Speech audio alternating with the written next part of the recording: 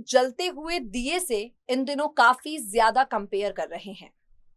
Industry एक जलता हुआ दिया है जो दूर से तो काफी ज्यादा रोशनी बिखेर रहा है, लेकिन उसके अपने तले अंधेरा है।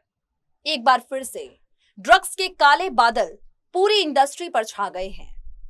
बॉलीवुड के किंग शाहरुख खान के बेटे आर्यन खान के ड्रग्स स्कैंडल में फंसने के बाद आप सब जानते हैं इंडस्ट्री पर किस तरीके से के सवाल उठाए जा रहे हैं। शाहरुख खान का वो इंटरव्यू तक वायरल हो रहा है जिसमें शाहरुख ने कहा था, मैं चाहता हूं मेरा बेटा ड्रग्स ले, लड़कियों के पीछे भागे, अफेयर करे। तो लोग किंग खान के परिवार को पर्सनली टारगेट भी कर रहे हैं। लेकिन आज इस खास रिपोर्ट में हम आपको ड्रग की ये जो गली है उससे कितना पुराना रिश्ता इंडस्ट्री के लोगों का है उस बारे में बताएंगे। आपको क्या लगता है, आर्यन खान जो इन दिनों चर्चा में है, क्या इकलौते आर्यन खान ही हैं जो ड्रग्स लेते थे? बिल्कुल नहीं।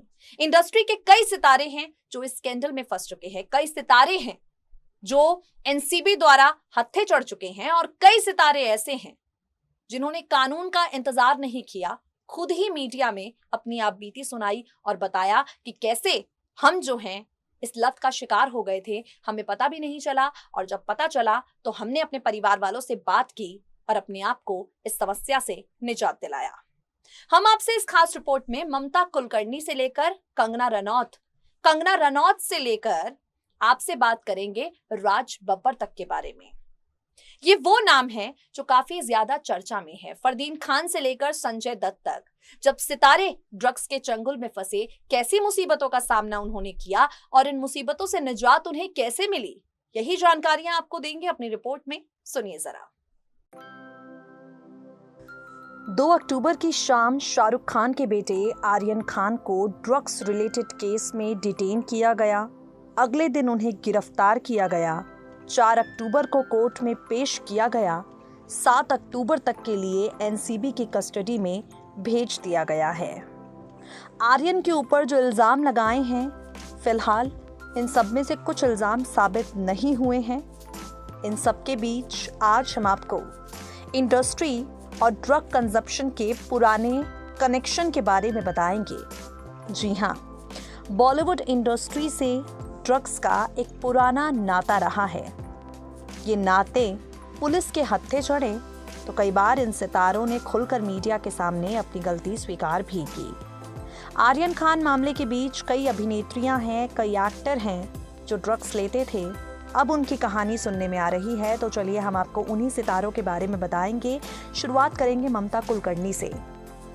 साल 2016 में मुंबई के एवॉन लाइफ साइंसेज लिमिटेड नाम की एक फार्मास्यूटिकल कंपनी की सोलापुर स्थित फैक्ट्री पर छापा मारा गया, जहां से 20 टन इफेड्रीन बरामद हुआ। ड्रग रैकेट केस में सोलापुर फैक्ट्री से 14 लोगों को अरेस्ट किया गया। 5 लोगों को वांटेड घोषित किया गया, जिसमें अभिनेत्री ममता कुलकर्णी और विकी गोस्वामी का नाम था। पुलिस ने बताया कि ममता और विकी ने केन्या के होटल ब्लिस में मीटिंग की। इस मीटिंग का एजेंडा था सोलापुर में रखे इस ड्रग को यूएस में कैसे बेचा जाए। ड्रग्स की कीमत तकरीबन 2000 करोड़ रुपए बताई गई। इस पाउडर को नाक से स्निफ किया जाता है। इसी पाउडर से पॉपुलर पार्टी ड्रग मेथाम्फेटामाइन बनाया जाता है, जिसे शॉर्ट में मेथ कहते हैं। इस पूरे मामले के बाद ममता कुलकर्णी और विकी फरार हो गए। ममता के बैंक अकाउंट्स फ्रीज कर दिए गए। मुंबई में उनके दोनों फ्लैट्स को सील कर दिया गया। बीते दिनों ममता ने कोर्ट में गुजारिश की उनके बैंक अकाउंट्स और फ्लैट्स को डिसील कर दिया जाए, मगर स्पेशल एनडीपीएस कोर्ट ने उनकी मांग को ठुकरा दिया। ममता कुलकर्णी के बाद इस मामले में एक बड़ा नाम सामने आता है महेश भट्ट का। Famous film maker Mahesh Bhatt भी ड्रग्स का शिकार हो चुके हैं। साल 2013 में इंडियन लैंग्वेज फेस्टिवल में हिस्सा लेने के लिए इंडिया हैबिटेट सेंटर आए हुए थे, जहां उन्होंने खुद इस बात को बताया कि उनके करियर में एक दौर ऐसा आया जब वो बेहद लो महसूस करते थे। उनकी फिल्में चलना बंद हो गई थी। ऐसे में उन्होंने एलएसडी और कई ड्रग्स का सहारा लिया। उनकी मुलाकात यूजी कृष्णमूर्ति से हुई। उन्होंने महेश भट्ट को समझाया और उनको बताया कि समाज के कुछ पैरामीटर्स होते हैं, लोगों को उन सीमाओं का ख्याल रखना चाहिए, उसके हिसाब से खुद को ढालना होता है। इसके बाद महेश भट्ट ने सारांश बनाई जिन्हें बहुत सराहा गया। इस पूरी कड़ी में प्रतीक बब्बर का आज हम यहाँ पर जिक्र करेंगे। प्रतीक राज बब्बर और स्मिता पाटिल के बेटे हैं। उनके पैदा होने के कुछ समय बाद स्मिता पाटिल इस दुनिया से चली गई। उसका बचपन काफ़ी ज़्यादा डिस्टर्ब्ड रहा। साल 2017 में उन्होंने एक कॉलम लिखा था और उसी में अपने ड्रग एडिक्शन के बारे में बताया। प्रतीक बब्बर ने बताया कि उन्होंने पहली बार ड्रग्स तब लिया जब वो छोटी उम्र के थे। उनकी ड्रग्स लेने की जो आदत है वो लत में बदल गई और ये सब लंबे समय तक चलता रहा। एक वक्त ऐसा आया जब प्रतीक ने ये देखना बंद कर दिया कि वो कौन सा ड्रग ले रहे हैं। जो हाथ लगा वही कंज्यूम किया। धीरे धीरे उन्हें रियलाइज़ हुआ कि वो इस चंगुल में फंस चुके हैं।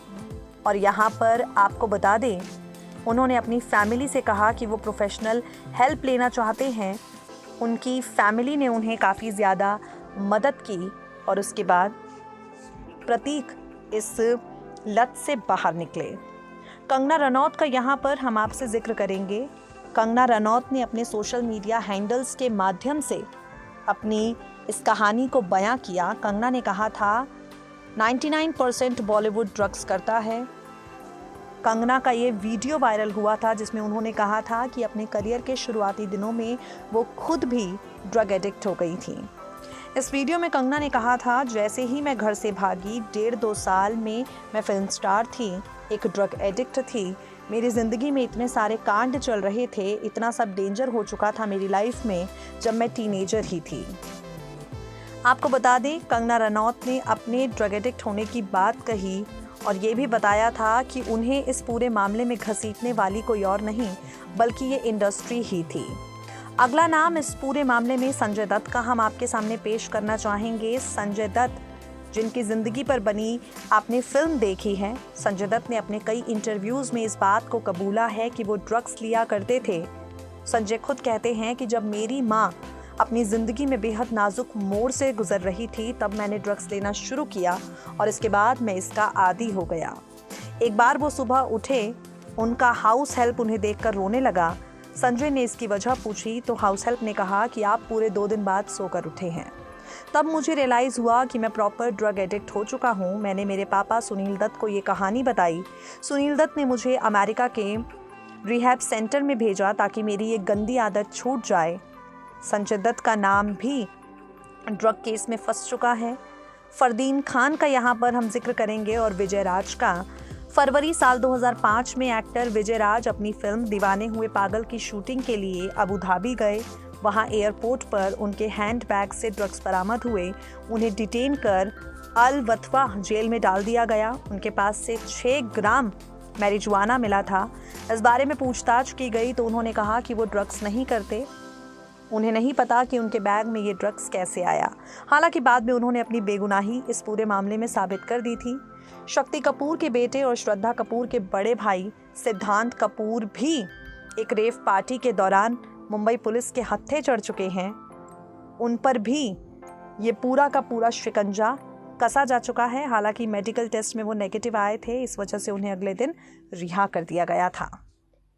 खैर, आर्यन खान के मामले के बीच कई और नाम हैं जिन्हें एनसीबी ने कहा है कि वो इन सब के बीच फंसे हो सकते हैं। आर्यन को राहत कब तक मिलती है, आगे आने वाले वक्त में पता चल जाएगा। आज के लिए इस खास पेशकश में इतना ही। होती रहेगी आपसे मुलाकात, मगर तब तक के लिए अपने पसंदीदा सितारे से जुड़ी हर अपडेट जानने के लिए नेक्स्ट 9 न्यूज़ को सब्सक्राइब करना बिल्कुल ना भूलें।